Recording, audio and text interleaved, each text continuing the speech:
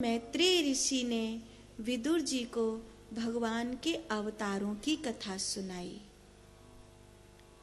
सृष्टि के आरंभ से लेकर भगवान के जो जो अवतार हुए हैं उनकी कथा बताने लगे। विदुर जी ने पूछा कि मैत्रेय मुनि तो भगवान तो एक ही बार में सृष्टि का उद्धार कर सकते हैं, दुष्टों का अंत कर सकते हैं, फिर भगवान न्यारे न्यारे रूप क्यों लेते हैं? तो मैत्रेय मुनि कहते हैं भगवान सृष्टि का एक ही बार में दुख दूर कर सकते हैं, भगवान एक ही बार में सभी राक्षसों का अंत कर सकते हैं, लेकिन फिर भी भगवान न्यारे न्यारे रूप इसलिए लेते हैं कि जब जैसे रूप की आवश्यकता होती है भगवान उस समय उस भक्त के लिए उस परिस्थिति में वैसे ही बन जाते हैं। सृष्टि का आरंभ हो रहा था, जब चारों तरफ जल ही जल था तो वो मत्स्य बनकर आए। फिर जब सृष्टि सृजन होने लगी तो धरती और जल दोनों पर रहने के लिए कश्यप का रूप लेकर के आए। फिर धरती पर रहने वाले लेकिन मनुष्यता में थोड़े से सिंह के स्वरूप को धारण करने वाले नरसिंह के स्वरूप को लेकर के आए। उसके बाद वामन का रूप लेकर के आए और फिर जब जब सृष्टि को जो जो आवश्यकता पड़ी तब तब भगवान उस रूप में धरती पर प्रकट हुए। मैं तुम्हें भगवान के वाराह अवतार की कथा सुनाता हूँ। उस समय की बात है।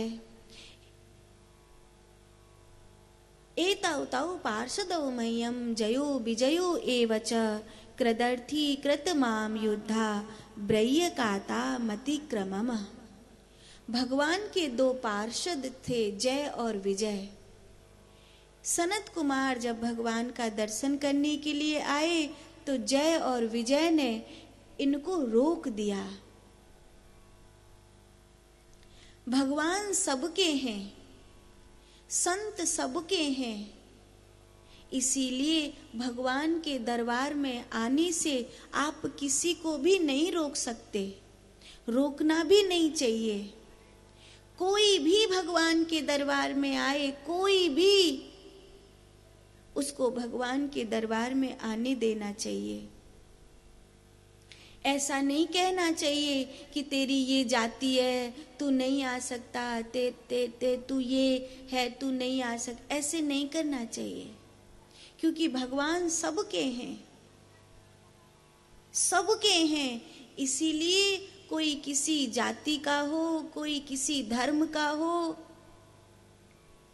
सबको भगवान के मंदिर में आने का अधिकार है, भगवान के पास आने का अधिकार है। चाहे कोई ईसाई हो तो भी, कोई मुसलमान हो तो भी, कोई छोटी जाति कोई बड़ी जाति का हो तो भी, कोई भी हो, अगर भक्त है, शरणागत है, पवित्रता से आया है तो उसे भगवान का दर्शन करने दो। प्रभु के धाम में रोको मत।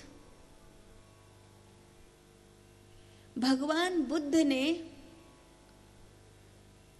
कुछ लोगों को देखा, वो लोग एक स्त्री को पत्थर मार रहे थे।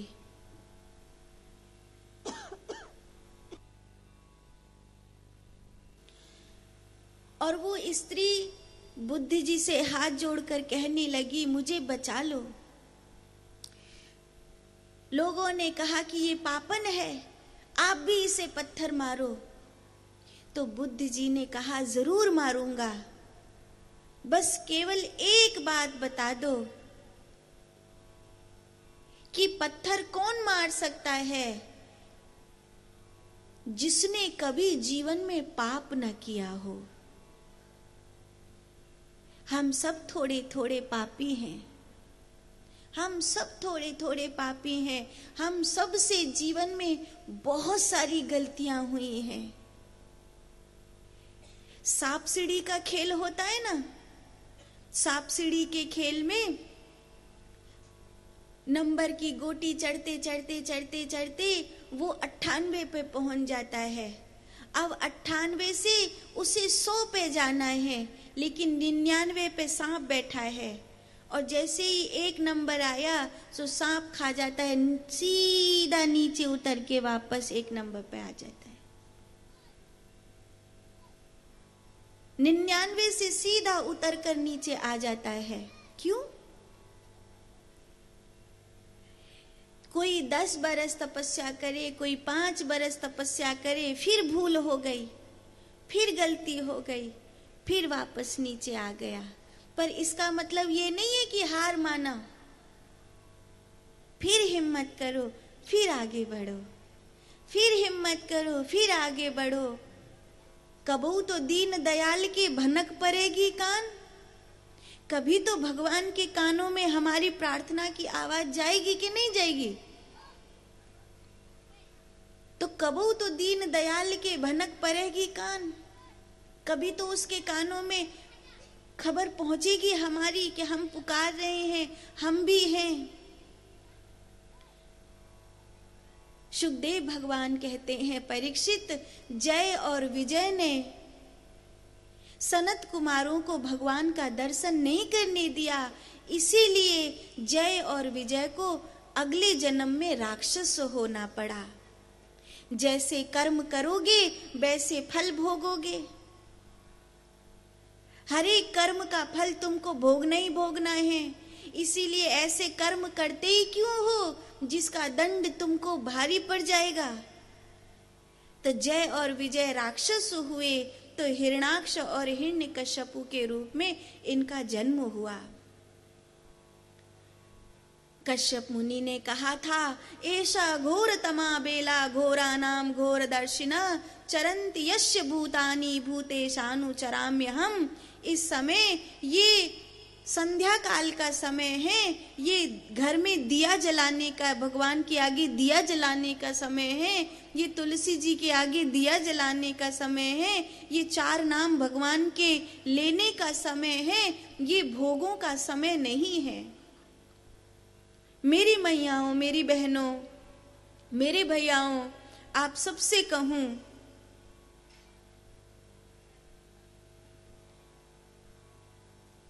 सांझ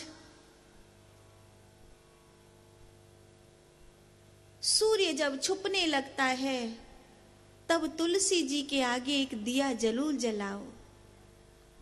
आपके घर में तुलसी है कि नहीं? किस किस के घर में तुलसी का पौधा है बताओ? तुलसी माता सबके घर में है। तो तुलसी माता की परिक्रमा करो और तुलसी माता के नीचे सांझ एक दिया जरूर जलाओ। प्रणाम करके वहीं पर 4 नाम भगवान के जरूर लो, भगवान से प्रार्थना करो। दिति ने ऐसा नहीं किया, इसीलिए जय और विजय दिति के गर्भ से हिरणाक्ष और हिरण्यकश्यपु महादैत्य के रूप में जन्म लिए। इन दोनों ने धरती को घेर लिया। श्री सुखदेव भगवान कहते हैं, परीक्षित, देवता, मनुष्य, ऋषि, मुनि हर कोई भगवान को बुलाने लगा, हे प्रभु आओ, हे प्रभु आओ, हे प्रभु आओ। उत्तिष्ठ उत्तिष्ठ गोविंद, उत्तिष्ठ गरुणध्वज, उत्तिष्ठ कमलाकांत, त्रैलोक्य मंगलम कुरु। हे प्रभु आओ, हे प्रभु आओ। सबने मिलकर के पुकारा, और जब सबने मिलकर के पुकारा, देखो एक व्यक्ति बोले राधे राधे, एक व्यक्ति बोले राधे राधे, और हम यहाँ सैकड़ों व्यक्ति मिलकर के बोले राधे राधे। तो एक व्यक्ति ने बोला राधे राधे और सैकड़ों व्यक्ति ने मिलकर के बोला राधे राधे, तो उसका फल बड़ा होगा कि नहीं होगा? उसकी गूंज भी बड़ी होगी, वातावरण भी शुद्ध होगा। हम चले जाएंगे, पंडाल उखड़ जाएगा, सब अपने अपने घर पहुंच जाएंगे, लेकिन हवाओं में ये नाम सदा रह जाएगा। हवाओं में से ये नाम कभी नहीं जाएगा। इसीलिए सब मिलकर जब प्रार्थना करते हैं तो भगवान जरूर सुनते हैं। भगवान ने प्रार्थना सुनी और भगवान वाराह का रूप लेकर आए। वाराह का रूप लेकर के भगवान ने पृथ्वी को अपनी नासिका के ऊपर रखा और समुद्र से बाहर निकाल करके लाने लगे। वाराह माने क्या होता है? शूकर। वाराह माने सुअर नहीं,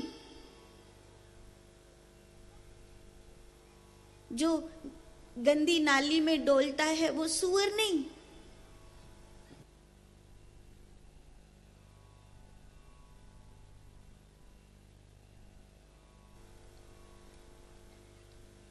कई लोग समझते हैं वाराह माने सुअर, ये जो गंदगी में डोलता है, बिष्टा खाता है, ये सुअर नहीं। भगवान ने सुअर का रूप नहीं लिया, तो सूकर। वाराह एक शब्द है वाराह और दूसरा शब्द है शूकर, ना कि सुअर। दोनों में बहुत अंतर है। सुअर एक जानवर है, बिष्टा खाता है, गंदी नाली में रहता है। जंगली सुअर बड़ा खतरनाक होता है, खेत उजाड़ देता है, लोगों को मार देता है। सुअर भगवान का अवतार नहीं है। सूकर अर्थात शुभ कर्म करने वाला। शु माने शुभ, कर माने कर्म करने वाला, शुभ कर्म करने वाला। कौन? वाराह। वाराह, वाराह माने वन की राह में रहने वाला। वन की राह में रहने वाला। तो जिस समय धरती पाप से भर गई थी, उस समय किसी वनवासी के रूप में भगवान आए थे और तब भगवान ने धरती को धर्म रूप में जागृत किया था। ये इस कथा का सार है।